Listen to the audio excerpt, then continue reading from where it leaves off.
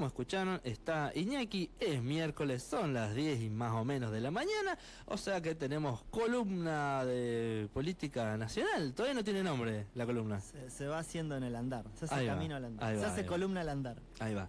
Y tenemos una entrevistada, porque bueno, Iñaki había adelantado en la primera columna que la idea era como ir viendo distintos espacios, ¿no? del país, ¿no?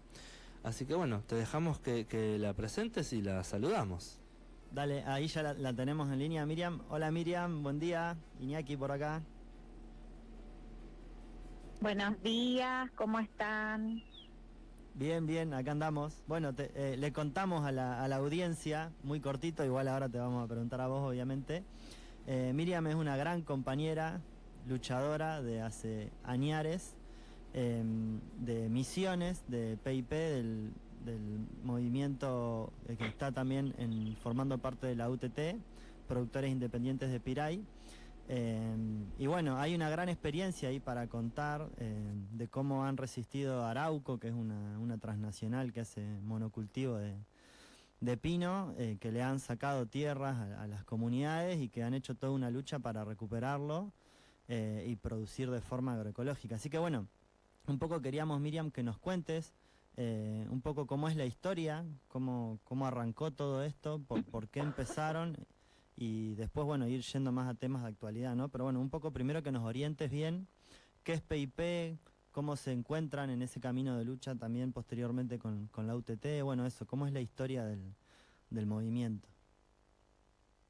Bueno, un placer poder compartir desde Misiones nuestra historia, ¿no? Me llamo Miriam Zamudio, tengo 47 años, soy casada, tengo 3 hijos, soy parte de la organización Productores Independientes de Piraí, que hace más de 20 años que viene organizándose a lo largo del tiempo. De grupo de base nos convertimos en asociación civil, hoy ya somos cooperativa también, agropecuaria, y desde que inició nuestra organización, se inició con mujeres, compañeras que quedamos, siempre decimos que quedamos solas, a poder sobrellevar el día a día. Fue cerca del 2000, 2001, cuando la situación también del país, ¿no? Fue muy dura, fue muy difícil. Los varones, los hermanos, los muchachos se iban a trabajar en otras provincias y quedábamos nosotras con los chicos, con la casa, ¿no? Cómo sostener todo. Fue momentos muy difíciles, siempre digo que la solidaridad y el compañerismo abrió estas puertas, ¿no? Pudimos entre las mujeres juntarnos, ver cómo estaba cada familia, qué necesitaba, cómo nos ayudábamos. Y después en el transcurso del tiempo también nos dimos cuenta de que la comunidad entera estaba padeciendo de la fumigación de los agrotóxicos y empezaban a aparecer los síntomas, ¿no? Los chicos con conjuntivitis, con diarrea, con vómitos, heridas, los chicos con problemas de respiración, los adultos. Entonces se repetían en nuestra salita de primeros auxilios y en las reuniones de las escuelas, en las reuniones barriales, todo el mundo contaba lo mismo. Y ahí empezamos a abrir los ojos y a decir, bueno, nos están envenenando, nos están contaminando, y si no hacemos nada nos va a pasar lo que pasó con las otras comunidades que estaban alrededor de nosotros, que desaparecieron, ¿no? Que con el tiempo tuvieron que marcharse, porque se quedaron sin trabajo. La multinacional lo que hace primero es dar trabajo a una comunidad y después que ya terminan de usar, reemplazan por las maquinarias y queda toda una comunidad, toda una familia sin trabajo, sin posibilidades. Contaminan tanto el lugar, el ambiente, que las familias se marchaban, ¿no?, del lugar, y así hay un montón de comunidades que siempre cuento, tenían una una comunidad viva, ¿no? Porque tenían sus escuelas, tenían su cancha de fútbol, tenían ya su salita de primeros auxilios, tenían su capillita inclusive, su iglesia, pero hoy desaparecieron. Somos nosotros acá en Piraí, kilómetro 18, la comunidad Santa Teresa, la que estamos vivos y activos, trabajando, luchando, soñando, ¿no? Porque en cada paso que hacemos en el día a día estamos buscando cómo desarrollar una fuente de trabajo, cómo las familias, los pequeños productores podemos seguir adelante, todo a pulmón, ¿no? En este transcurso del tiempo empezamos la lucha por la tierra y en el 2013 nos dan por ley, ¿no? Por ley provincial, sale una ley de compra-expropiación a esta multinacional que es Arauco, Alto Paraná, donde nos entregan una primera etapa que son de 166 hectáreas de tierra. Fue mucha lucha, ¿sí? En el transcurso del tiempo hubo muchas cosas que pasamos, mucho perseguimiento, hubo notificaciones, denuncias, perseguimiento cuando nos reuníamos para tener nuestras asambleas, pasaban el móvil de la policía, hicimos cortes de ruta, hicimos marchas, hicimos mesas de negociaciones, de diálogo, y bueno, después de varios años, de muchos años, logramos esa 166 hectáreas, ¿no?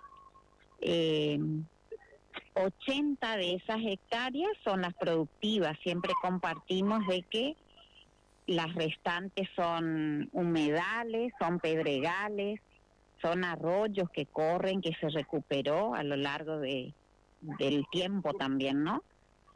Y bueno, hoy las familias estamos asentadas alrededor de esas tierras recuperadas, donde estamos no solo produciendo el alimento para el autoconsumo, sino también tratando de comercializar los productos sanos de manera agroecológica y sobre todo buscando darle el valor agregado, ¿no? Para que haya un desarrollo, un trabajo para nosotros y nuestros jóvenes.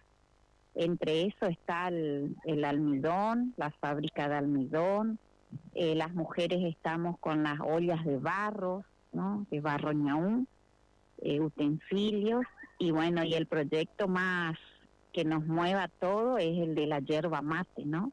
Poder tener un secadero agroecológico y poder ofrecer la yerba agroecológica no solo a nuestra comunidad, sino distribuir en todas las bases de la UTT, que justamente en el 2017 conocimos y sentimos que hablábamos el mismo idioma. Yo siempre presento así en la UTT con PIP. Sentimos que defendíamos el territorio, la tierra, nuestros derechos como pequeños productores y sobre todo la manera de producir, ¿no? Amigable con el medio ambiente, de manera agroecológica.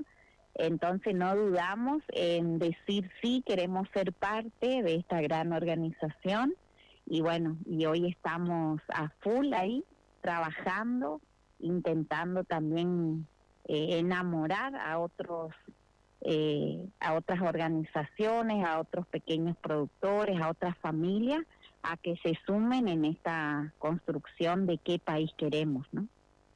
Bueno, ahí la dejaste picando para ir a temas de actualidad, pero antes queríamos preguntarte algunas cosas que ya adelantaste, pero por ejemplo, en Brasil es como más común que los movimientos campesinos, como el MST, tomen tierras de latifundios, de grandes campos privados, y no tanto del Estado. En cambio, acá en Argentina, por lo menos en algunas provincias, pasa más, quizás más en contextos urbanos, pero también rurales, que las tomas de tierra son en tierras fiscales.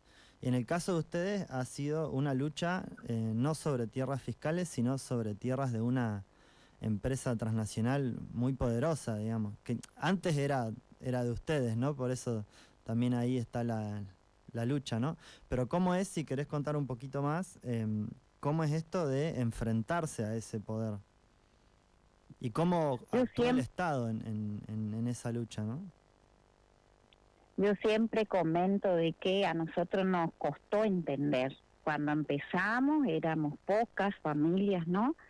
Hacíamos las reuniones de diálogo y pensábamos que al plantearle tanto al municipio como a la provincia y a la multinacional, a la empresa, se entendería, ¿no?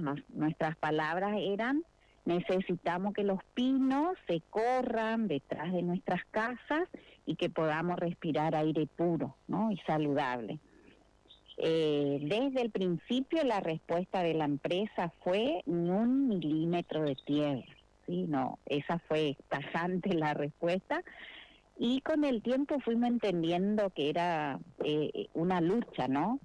Se convertía en esa lucha de seguir resistiendo nuestro territorio, defendiendo el medio ambiente y defendiendo también yo siempre digo, la generación que viene, qué le estamos dejando a nuestros hijos, a nuestros jóvenes en nuestra provincia. Y ahí entendimos que es en complicidad todo lo que hace la multinacional. Entendimos que ellos ya planifican a 10, a 20, a más años, se adelantan, ¿no? Y en sus planes nuestra comunidad iba a ser otra comunidad que iba a desaparecer. Entonces no podían entender cómo un grupo de mujeres no estaban planteando que se corran nuestros pinos, ¿no?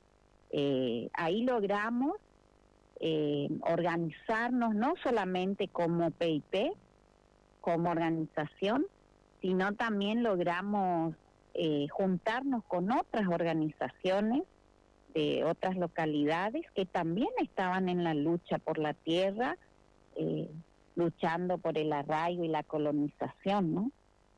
Cada uno a su manera, pero si bien estaban, inclusive habían logrado, y ahí aprendimos mucho en esta articulación de cómo luchar por nuestro territorio. Y también entendimos que si el pueblo no se organiza y no reclama, nosotros en los planes del Estado justamente y de las multinacionales no existimos, ¿sí? Así que fue muy dura la lucha hasta que se logró. Y ahí, Miriam, para ver qué reflexión podés hacer vos desde esa experiencia tan fuerte y tan hermosa, que muchas veces se habla, hay como distintas miradas, ¿no? Como un modelo agroecológico por un lado, un modelo del agronegocio por otro. Algunos plantean que esos modelos son claramente diferentes y que uno va en contra del otro, y otros plantean que puede haber una coexistencia. Ahí en el caso de Misiones, por lo menos por lo que ustedes van contando, es bastante evidente que cuando avanza el agronegocio va en contra y retrocede el modelo de la agroecología, y al revés, cuando logran ustedes recuperar tierras es porque se las están sacando o recuperando de las que tenía Arauco en este caso. La pregunta sería en ese sentido si, no solo pensando en Misiones, sino a nivel nacional también, si vos crees que esos dos modelos pueden coexistir, a veces sí, a veces no, o siempre hay que pensar en avanzar en contra de ese otro modelo, digamos. No sé si se entiende un poco la pregunta. Mira, eso nos planteaba siempre la empresa, ¿no? Nos decían: ustedes deben existir, pero nosotros también, ¿no? Nosotros siempre decimos que los funcionarios que tienen el poder de la decisión y tienen el mapeo de la provincia, podrían, obviamente, inclinarse y hacer una balanza, ¿no? Está bien, debe existir las multis, tienen el derecho, gente que invierte, que da trabajo a algunas personas, pero nosotros los pequeños productores y las familias que vivimos en la zona, si tenemos esa posibilidad, damos más respuestas en el tema de la alimentación, ¿no? Porque estar todos los días en un pedazo de tierra, trabajar, producir alimento, eso da una respuesta concreta, ¿no? A tanta necesidad que padece el país, no solamente Peipé, no solamente Piraí. Y si los pequeños productores tuvieran un pedazo de tierra, va a solucionar, va a dar respuestas concretas a la olla del cada día, ¿no? A la mesa, a la comida de muchas familias. Porque nosotros cuando el primer año producimos y nos dimos cuenta que nos alcanzaba, no solamente para la familia, sino para compartir con las familias del pueblo, juntábamos entre 7.000 a 8.000 kilos de alimentos en el tractor, que gracias a un proyecto también de la UTT recibimos, a los móviles de los compañeros, en moto, como pueda. Íbamos y seguimos haciendo, ¿no? Al pueblo y decíamos, acá llegó la UTT, llegó Peipé en tu barrio, donde te ofrecemos alimentos sin agroquímicos, sin agrotóxicos, alimentos de manera agroecológica, de tierras recuperadas, ¿no? Y esos bolsones no tienen precio. Entonces entregamos a la familia no entendía nada. ¿Cómo no tiene precio? ¿Cuánto vale eso? Qué lindo, qué linda naranja, qué linda mandioca, qué linda batata, qué lindo zapallo, ¿no? ¿Y cuánto sale? Y le decíamos a la familia, no tiene precio. Es lo que usted puede colaborar para que nosotros volvamos a venir la siguiente semana o dentro de 15 días y podamos compartir. Y ahí comentábamos, ¿no? Al pueblo. Nosotros somos de allá, de los que recuperamos las tierras. Entonces convencimos a un montón de gente, a la sociedad, de que esté de nuestro lado, ¿no? Esos bolsones que tenían 2 kilos, 3 kilos, las familias nos daban su voluntad, pero también en muchas casas llegábamos y nos daban el doble, inclusive el triple de lo que valía ese bolsón, por tan solo nosotros contarle nuestra historia, y nos decían que nos escuchaban por los medios también, ¿no?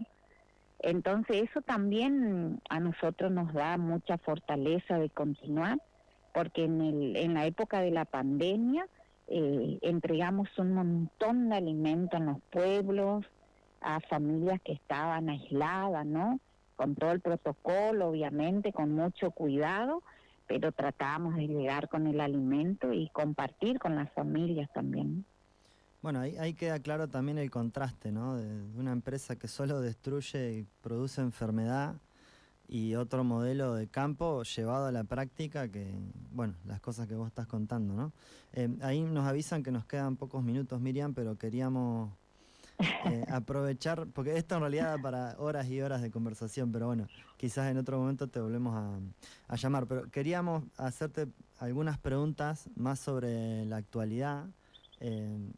Una, bueno, es cómo ves vos la situación nacional ahora, más en lo político, lo que está pasando con este gobierno nacional, ¿no? Arrancamos por ahí y después te hacemos otra preguntita más y ya vamos cerrando.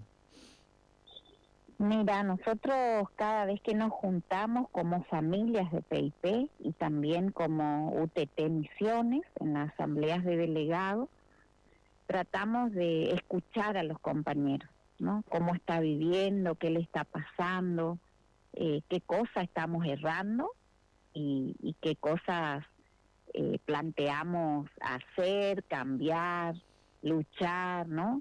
Y en todas las reuniones, desde que empezó este gobierno, está esta preocupación, ¿no? Porque es muy obvio que es un gobierno que trabaja, actúa, planifica, resuelve a favor de los grandes, ¿no? Ya se nota de más eso, y entonces como que la otra parte, que seríamos los trabajadores y trabajadoras de la tierra, tenemos que organizarnos, pero como sabemos hacer, ¿no? Siempre digo, eso nosotros ya sabemos cómo tenemos que organizarnos, nosotros ya tenemos toda la experiencia, la herramienta, no podemos decir este gobierno no nos da bolilla, no nos registra y nos cruzamos los brazos hasta que venga otro gobierno. No, seguimos trabajando a pulmón, seguimos dando respuesta como sabemos hacer, pero sí sembramos conciencia, ¿no? Sobre todo conciencia de que no podemos volver a equivocarnos, porque somos conscientes también que muchos compañeros se dejaron guiar por el discurso, ¿no? Muchos jóvenes, hijos de pequeños productores. Entonces, lo que tratamos de hacer, sobre todo, es sembrar conciencia en cada momento, en cada actividad que hacemos, ¿no? Es algo que no podemos mirar a otro lado. Es urgente decir que este modelo, este gobierno no nos acompaña, no resuelva a nuestro favor, pero que tratemos de estar unidos trabajando para que en la próxima no nos vuelva a suceder de encontrarnos dormidos, ¿no? Porque a veces uno piensa que ya se entendió todo, pero después ves en concreto lo que pasó, ¿no? Capaz que nos faltó dar más ficha de conciencia para no caer, pero bueno, por suerte hay otra oportunidad, hay otra vuelta que hay que ir a elegir a nuestros representantes, y bueno, hay que estar bien organizados sobre todo. Che, y ahí, Miriam, también estrictamente relacionado con esto que venías diciendo, porque estamos ante la presencia de un gobierno nacional que, entre otras cosas, se pretende con un carácter mesiánico, que es el elegido, que quien va en contra de él va en contra de Dios.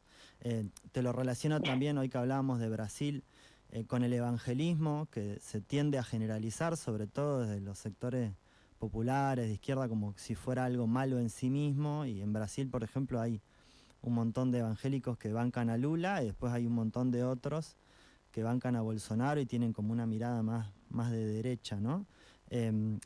Vos que tenés toda una mirada espiritual, religiosa, que siempre que hablás y das la palabra lo haces desde el amor, desde la sabiduría, te queríamos preguntar también eso, que desasnes también, ¿no? Porque eso, hay como mucho prejuicio desde el campo más de esta vereda, y quizás está bueno escuchar a alguien que hace todo lo grosso que hace, parada también desde un lugar espiritual, para que se entienda que, por ejemplo, vos después nos das tu mirada, ¿no? Pero así como en el cristianismo hubo siempre una mirada más de los curavilleros, de entender lo religioso atado al destino del pueblo, también hubo una religión que desde la oficialidad, desde la iglesia, etcétera, bancaron dictadura, etcétera, etcétera.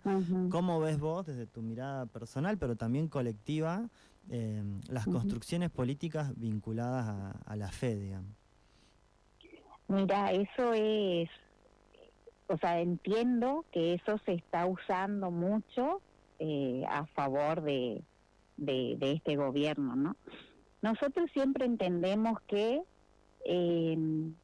lo que venga, ¿no? de Dios, porque yo soy muy creyente, te trae paz, ¿sí?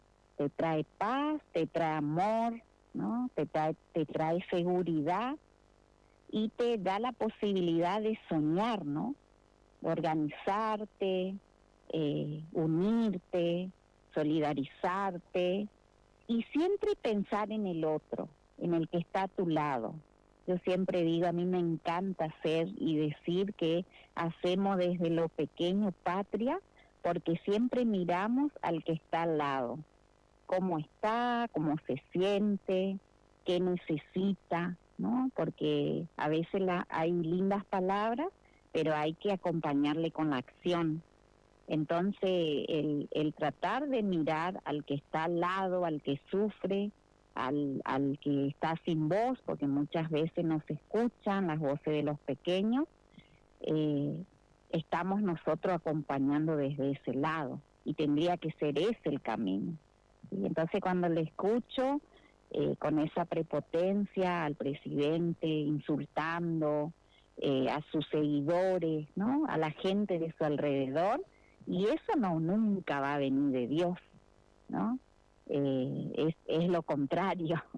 Tenés que hablar con amor, con paciencia, ¿no? O sea, todo lo que nos enseñaron en la vida espiritual abre ese camino, ¿no? De la paz, la unión, sobre todo la confianza en el otro, pero también darle la mano al que sufre, al que necesita y al que está a tu lado, que muchas veces empieza de la familia, pero te sigue comprometiendo con la comunidad, con tu provincia, con tu país, ¿no? Desde mi lugar y mi forma de trabajar y de la de mis compañeros, tratamos de dar esos pasos sobre todo. Bueno, Miriam, ahí no sé si Manu o Cande quieren preguntar algo, si no, por ahí dejarnos alguna reflexión final. Le dejamos un comentario que nos llega de otra ciudad acá de La Pampa, de General Pico. Te mandan saludos, Miriam. Dice, están haciendo mucho por la autonomía y por la vida. Gracias, aquí escuchando, aprendiendo de la experiencia, dice Epu desde Pico. Bien, ahí ese saludo. Gracias. Bueno, eso, Miriam, no sé si querés cerrar con algún comentario final, te damos ahí un ratito más, y si no ya vamos terminando. No, por ahí compartirles algo que siempre trato de hacer cuando me dan entrevistas, siempre dejo un mensaje, ¿no? Un mensaje a los pequeños productores, un mensaje a las familias, ¿no? De que vienen o son tiempos difíciles, pero que también dentro de cada uno nosotros tenemos esa fuerza, esas ganas de luchar, de no quedarnos con esa situación, pero que siempre depende de uno mismo, ¿sí? Entonces buscarle a ese yo que no quiere vivir de esa manera, que quiere salir adelante, que quiere un futuro mejor para él, para su familia, quiere una sociedad distinta, ¿no?